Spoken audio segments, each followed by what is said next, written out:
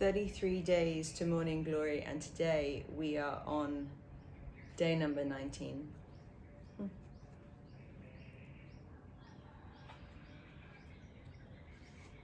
A heart pondering prayer. Are you ready for your consecration to Mary? If not, then get ready. As I said in the beginning, after consecration day, everything changes. A glorious new day dawns in our spiritual lives. Indeed, when we give Mary our yes, she begins to arrange all the events and details of our life in such beautiful, tender, and loving ways. So we need to get ready. Specifically, we need to get ready to recognize the multitude of mercies that will come to us through her spouse, the Holy Spirit. Oftentimes, we don't recognize the many gifts that God pours out to us in our daily lives. What we do recognize are our daily annoyances, burdens, difficulties, and inconveniences. These win our attention. These get us complaining. These get us in a bad mood and sap our energy. Wouldn't it be a tragedy if after we started receiving even more gifts and graces through our consecration, we didn't change this negative attitude? Yes, it would be. So we need to get ready. And Mother Teresa will help us. Mother Teresa lived in some of the poorest environments on earth. She had to put up with burning heat, bad breath, stuffy rooms, nagging fatigue, endless responsibilities, bland food, hard beds, body odor, cold water bathing, and an agonizingly deep spiritual ardity. Yet despite all this, she radiated joy. She smiled. She marveled at the good things God did in her life and in the lives of others. And she pondered the countless loving details arranged by Our Lady. Seeing and recognizing all this, she didn't complain. How did Mother Teresa develop such a deep spiritual sensitivity and attitude of gratitude? What was her secret? 2 things. First, she followed the example of Mary, who was always pondering in her heart the good things that God was doing in her life. Of course, like Mother Teresa, Mary also lived in poverty and surely bore her share of darkness in prayer. Yet she also found God in the details, pondered his goodness in her heart, and responded with praise. Magnificat. Indeed, she praised and thanked God in all things, because she found God in all things and pondered deeply in her heart his many signs of love. Second, Mother Teresa followed the example of St. Ignatius of Loyola, the soldier saint and master of practical prayer. Specifically, she lived his method of making a daily examination of conscience, whereby one reviews the day at the end of the day in the presence of the Lord. Contrary to what people often think about the examen, it is not simply a laundry list of sins. In fact, Ignatius directs people to spend most of their time reflecting not on sins but on the blessings of the day. It's really an exercise in recognizing the good things God is doing in our lives and how we are or are not responding to his love. It's an imitation of Mary's attitude of heart-pondering prayer. To learn a method of making the examen, see this end note. God is always showering his love and mercy down on us in so many ways. It's important that we begin to recognize these blessings and thank him for them, especially because the shower of blessings is going to turn into a torrent of grace once we consecrate ourselves to Mary. Woohoo! So let's get ready. Let's remember that according to Mother Teresa, one important way that we live out our consecration is by recognizing God's blessings and pondering them with Mary deeply in our hearts. Such heart-pondering prayer leads to praise and thanks, and praise and thanks sets us on fire with divine love. Today's prayer. Come, Holy Spirit, living in Mary. Help me to recognize and ponder in my heart all the good you do for me. Let's say it together. Come, Holy Spirit, living in Mary. Help me to recognize and ponder in my heart all the good you do for me.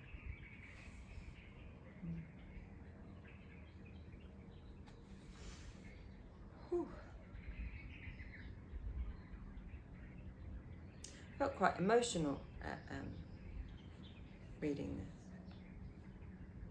Just sitting with all the good things God has offered. Remembering. I find myself very moved by that. The enormity. And then there's also a little bit of sadness of ever wasting any time thinking about anything else. It's a reminder that no matter how difficult things are externally, in your life, in relationships, there's always love in it. There's always love to be found. There's always thanks to be given.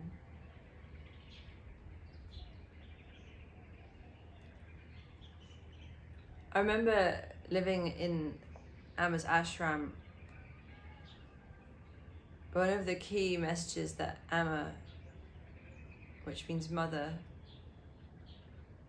gives as this incarnation of the Divine Mother, as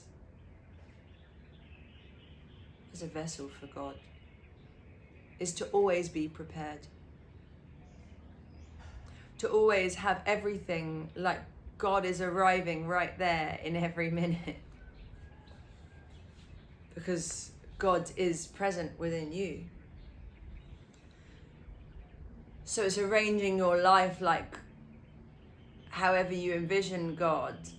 If you see it as something external or perceiving it externally, as either or, as well as within, whatever your perception is of God, whatever direction. Sorry, such beautiful birds outside. Whatever direction it's coming from,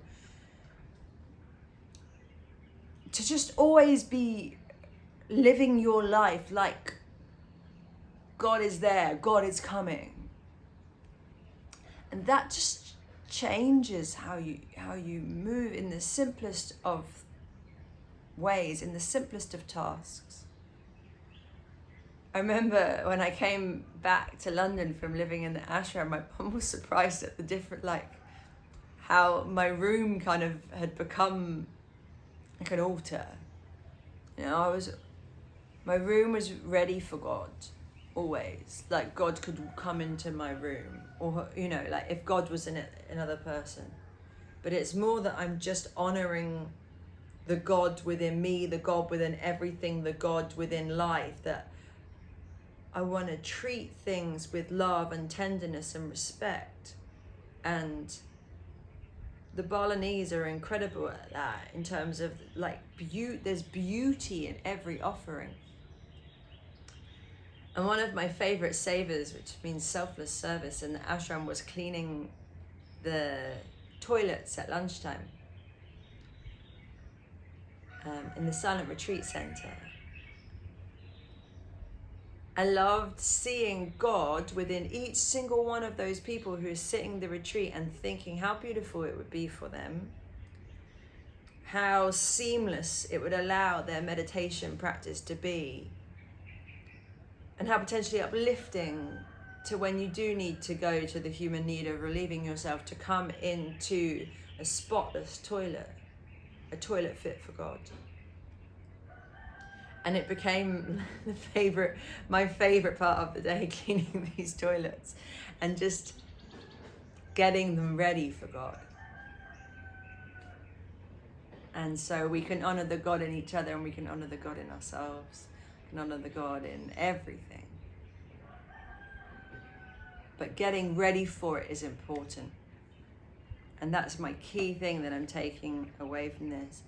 When people say, it's like, you're always like, don't plan for bad things to happen, plan for good things to happen. Worry about what's going to happen when all the amazing things start coming your way. Are you ready for that? Or have you been too busy preparing mentally for all the things that could go wrong?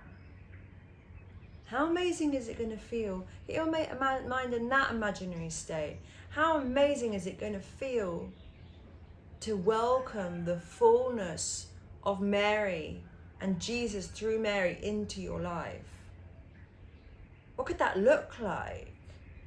What sort of preparation does that take? What do you need to let go of that doesn't align with that? If Jesus and Mary are consecrated in your heart, if you are in union with the Holy Spirit, if you become the Immaculata, what falls away? What comes in? How do you move through the world? Start visioning that. That's preparation. It's how it feels for me. And obviously, as we've, talked about before in the earlier days, there's also an offering out and knowing that we do not know best. And the gifts and the offerings of everything we do and whatever it will look like will be unto God. But it's the shift in, like I'll tell you, I'll give you a small example. I wasn't as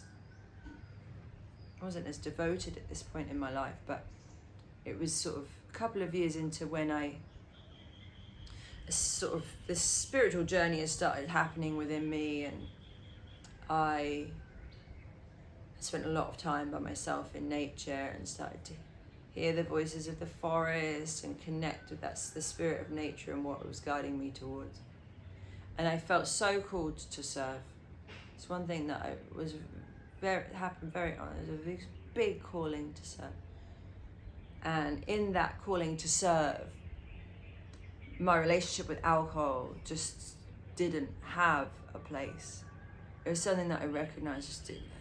How the way that I was relating with alcohol and the way that I was using it in my life and what it was supporting me with, even if it was coming from an innocent and loving place, it doesn't align with the person who served in the way that I felt like I was going to be serving. And I'm not saying you have to go look at your life like this. I'm just saying that, well, you can. It's just good to have those honest conversations with yourself. And then things will happen as and when they happen at the time that you're ready to happen. It took me from probably when I first heard that message to when I did it, year to a year and a half. At least a year before I actioned it, and I heard it a few times and it got a bit louder, and then it took a kind of slight catastrophe in my life for me to go, okay, I'm definitely I was doing it like to just completely go. I got some very clear messages. This is not part of your life anymore. So maybe you'll start receiving messages that this is not part of your life anymore, and yeah, be ready. Be ready to hear them. Be ready to honor them. Be ready to, be clear about what your priorities are, I guess. I'll leave it there for today.